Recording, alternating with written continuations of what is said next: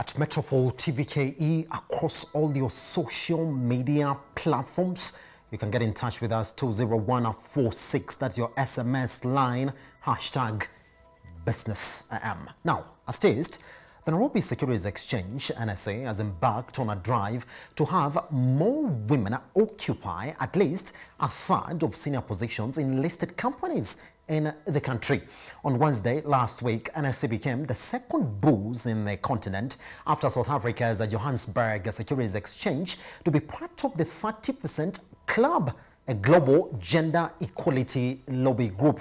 Now, the club, founded in the UK in 2010 by Helena Morrissey, the group made up of board chairs and chief executives from across the world, pushes for appointment of women in top positions in company boards and top management. NSE Chief Executive Geoffrey Odundo said that the firm will use its position to push for gender diversity in the 62 listed companies. Now, female representation remains low, with less than 10 NSE listed companies led by women and only 2 having attained the gender parity in the composition of their boards. Well, joining us this morning to discuss on how Kenya can move toward achieving gender parity in its top companies and boards is Mary Muthoni, founder and president of Women in Business Community Network.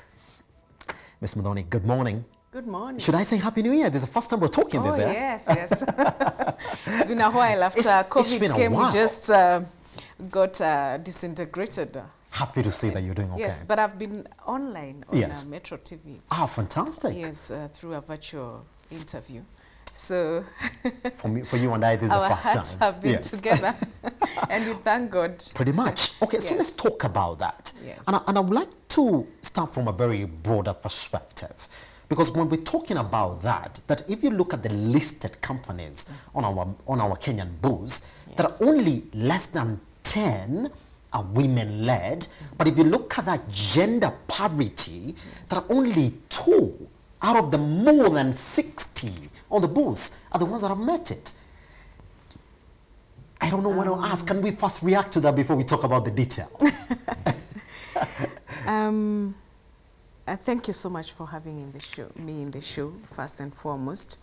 And this issue of gender parity, first and foremost, one of the things that makes it fail sometimes and in companies is because we look at it as a women issue. Whereas from where I sit, gender parity is either male or female. It's only that in Kenya today, more women are more low in terms of occupying positions than the men. But tomorrow it may be the men. Now, coming to your question, I think we must entrench more specific policies in our companies that are going to capture issues of gender parity. And of course, include a more confidence boards that are going to embrace gender parity in it. Because you find that most of the boards sometimes, they may not believe, so to speak, in the women. They don't have that confidence in the woman that she can roll it out, just like the men. But if we have the policies and entrenched in our companies, I mean, you do not have to think, why do we have to nominate somebody in the board? It is in the policy. Just like in the country, it must be entrenched in the constitution to ensure that it is something that is seamless, you know, and that starts from the political parties going all the way to any other leadership aspect. Somebody's going to put you on the spot and say, I mean, even when it comes to talking about policies, they are there. I mean, if you look at our constitution, let's even go back to what our constitution says, that we must achieve that a third gender majority rule even in our houses. But we've seen it fail, by the way, in front of our faces. The former CJ went out, having advised even the president himself to dissolve the national house, the 2 houses, for having failed to pass that. So let's begin from there. The laws are there. I mean, we do know that they're there. So where is the problem? Thank you. And what I'm talking about is this. Yes. That not just having it in the law Yes. or having the policies, but implementation to the core. Therefore, we must all take it from the front, from where we sit, from where your company is. It is discipline, basic, you see, so that people can start implementing what is already there. Yes. Yes, I agree. We have lots of policies, lots of laws, and some of them are not followed. There must be a punitive measure taken, probably to the companies, yes, or even to the entities and institutions that do not follow that. Because if we do not find that, then we will find people flopping here and there every now and then, because after all, where do you take me? Yeah. So again, if there are punitive measures that are also put in these policies, that if you do not implement this at this juncture, yes, then this is going to happen to you. But when people see that nothing is going to happen to me, even in my own company, I'll just go against it and nobody will touch on me. You run an institution, you are the boss of a business institution as well. So I would like for you to give us an inside-outside approach to this response. Has it gone beyond just the woman issue? Is it now a question of what the woman can do? Meaning, are we still within that cultural aspect of saying, well, we doubt a woman's ability?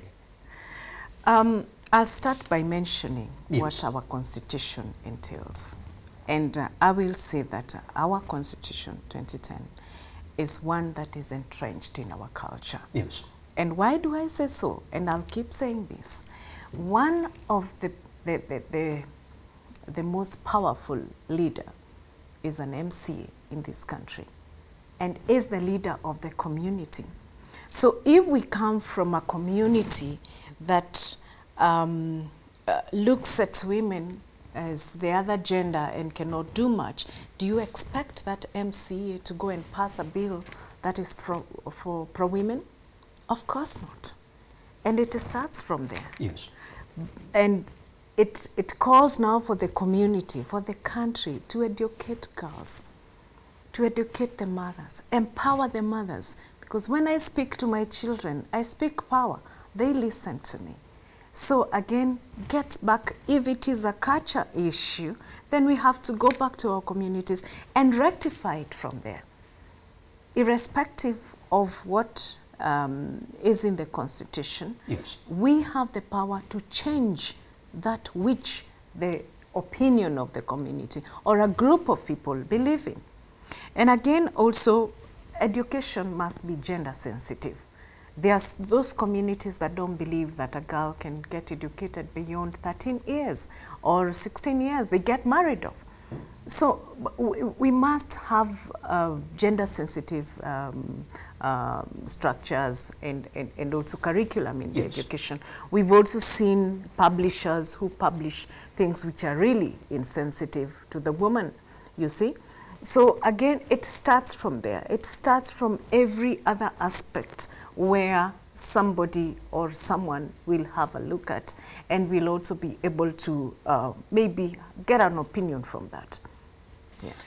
Other areas that have been highlighted on exactly why then we don't have most women rise into these leadership positions. So we also have to look at the businesses, because it's only then, if you empower the women businesses, that you're going to see most of them in these leadership positions.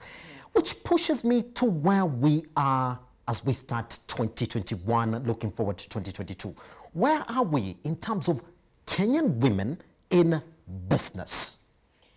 If you look at the numbers of the women or the SMEs in this country, about 17 million of them, yes, you'll find that a big percentage of that are women and possibly the youth. What does that tell you? That most of the women are in the lower cadre of their businesses. I see. And why does this happen so? It is because sometimes women, mothers, they also have a lot of responsibilities. Yes. And they fail to target on where the right information is coming from. Remember, women work best in social circles. So they are in chamas, they are in church groupings, they are in, you know, family groupings, and they are the ones who take the lead. So there's a lot of influence in those groupings, and if they get the wrong information, they are likely to move into that direction. So it is eminent that groupings like the Women in Business Network, where I lead, we are able to cascade information and the right information to these women so that their capacity is built to par and they are able to compete effectively with the men. Yes.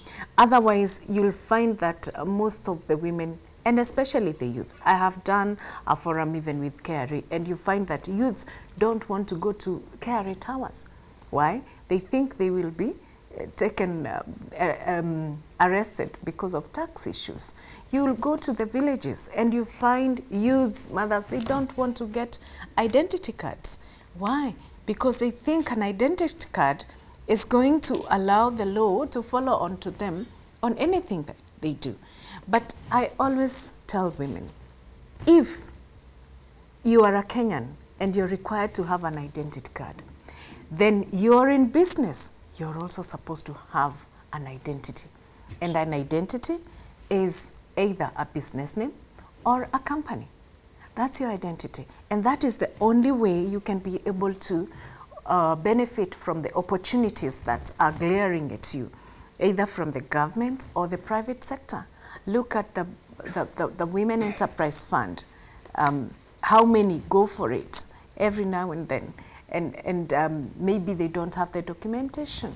Look at the 30% procurement rule, which is really given to the women, the youth, and persons with disability. The uptake up to date is the less than 20%. So when we are able to pick up out on these small issues, which we feel are small, yes, but they magnify into an elephant in future. So it's very important to nip them at the very beginning, you see, so that in future we can be able to grow. Mentor the young girls.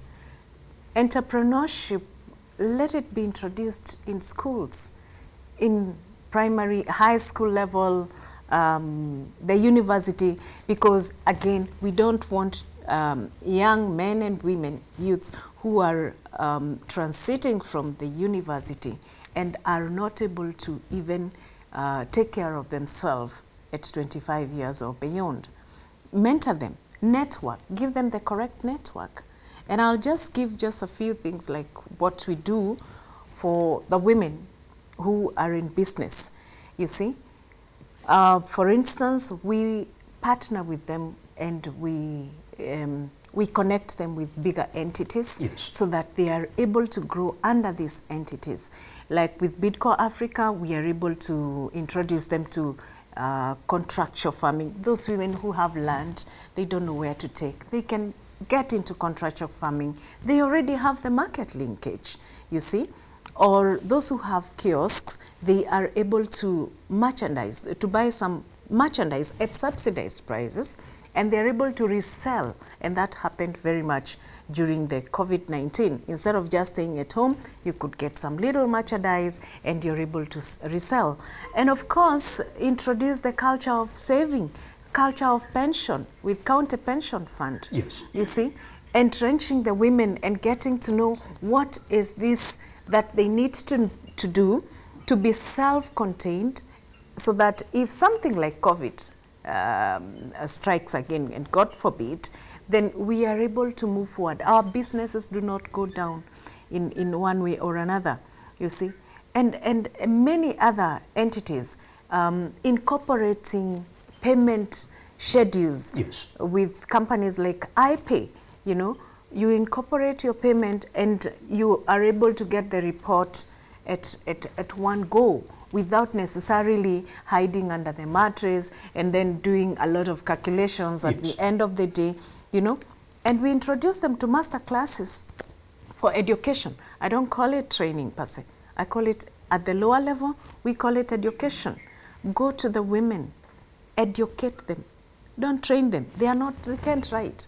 So educate them. And for the higher cadre, train them. Have a training module on communication, basic issues, PR issues, presentation issues, yes, pitching issues. You know, that capacity building alone can really help the women go to higher levels and go to levels that you cannot imagine. Yes. But information must be cascaded down to Pretty them. much. Yes. All right, let's talk about another very special aspect then. I like the way you're saying, well, women are in business.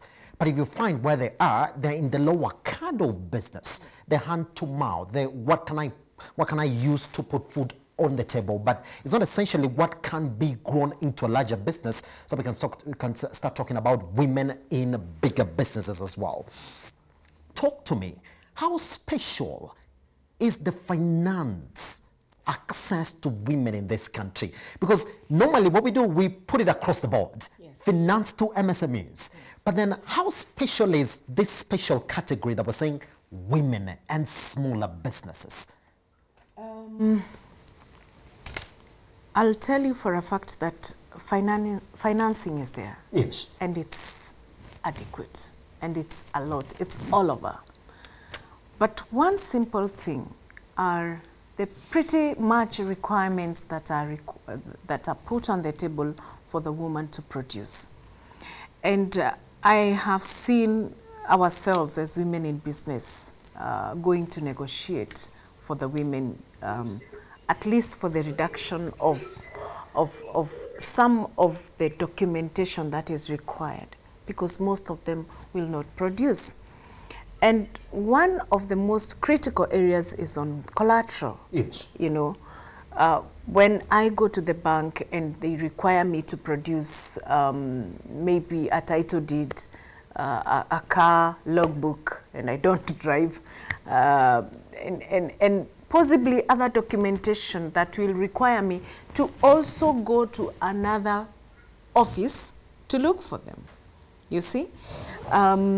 If a woman, if you do not have maybe a tax, which should be mandatory for yes, anybody who is doing business, a tax certificate is mandatory. But you'll find that also these women do not have the know-how, one, of how to acquire these papers, which if I have an emergency and I need that money instant, maybe I need it in 3 days. It'll take me 1 month because again of the bureaucracy of the different offices. Yes. You see? But I thank the government of Kenya for coming up with Huduma Center as a one-stop shop for documentation, where one, you can walk in, you can have your birth certificate, you can have your tax, you can have your NSSF, your NHIF, everything in one-stop shop. Yes. However, the encouragement should go to the women to ensure that they make use of these facilities that are utilized, that are prepared for the business people and any other person. Getting back to the funding, if the funders are able to understand what women want, then even the products that they will be churning out to the women are going to be very acceptable. But the biggest challenge we find with banks and financial institutions is they sit in the boardroom, plan on a product, and want to push it down our throats. It will not happen. And that is why you'll find most of them collapse. Most of those products, they collapse. Whereas we even need money more, we don't go for it. But the product is not there yes, because of their approach. Yes, yes. We don't go for it. Yes. So you find we just, we need the money, they want to sell the product to us, but there's a link that is missing, you see? So again, the challenge is for both entities, the people the lenders and the ones who are getting the money from the lending entities. And of course, encourage also the women that getting proper documentation is very, very critical. Critical in such a way that you cannot walk around without a name. And if you are in business, then your name is your company name or your business name. Otherwise, how will we ever identify you? Are we going to identify you as Mama Wanjiro or Mama Kiprop? You know, yes. we cannot operate like that in business. So it is very, very important. And of course, networking. Join networking forums. I started by saying women work best in social circles. So it is paramount that if you know you're likely to be influenced, then walk into credible networks. For instance, we will be hosting our International Women's Day. We will be having government, private sector, development partners, and every other woman who is in business is welcome to attend. So if you do not show up, then nobody may know even your house to come and tell you this is happening. It is up to you to decide and show up where the action is taking place. Yes. Finally, as we clear this conversation this morning, is there light at the end of the tunnel when it comes to women-led businesses within the Kenyan economy? Yes, and there is a lot of space, so to speak. If I may start with the legislature, because that is where it starts, where the policy is made. You see, we have seen an increase in terms of leadership, even in parliament. So the more we increase women at the top tier, the better for us, because we are likely to have more bills coming up and more laws which are going to be pro-gender, whichever gender. And again, if you look at the women, you know, at the country, at the countryside, at the counties, you realize with the myriad opportunities that have been churned out because of devolution, they are immense. You go to the counties, the people who are contractors are women. Women have taken up jobs that were generally and purely pro men. But right now, they have really taken up the challenge. You go to IT and you'll find quite a number of women. Maybe next time we should be talking about the figures when I come here. I will come with an analysis and to show you that, yes, there is light at the end of the tunnel. And of course, we have seen many more women breaking the ceiling. We've seen many more women heading the top tier companies in the country. It starts from there. And you'll see the girls taking suit, you know, and that will be the change in this country. Pretty much. All right. Thank you very much for joining us here on A Business I Am, and I know I'll be calling you more often because women business issues, they never end. Yes. And that is why we are encouraging more and more women to join Women in Business Network. And to register is just texting 23406. 23406. Join the movement. She says that is why it begins. Information and actually making the smaller businesses that women are doing in the country to grow. Then we can talk about those numbers at our local booths changing. We take a short break here on A Business, and once we come back, our economic review.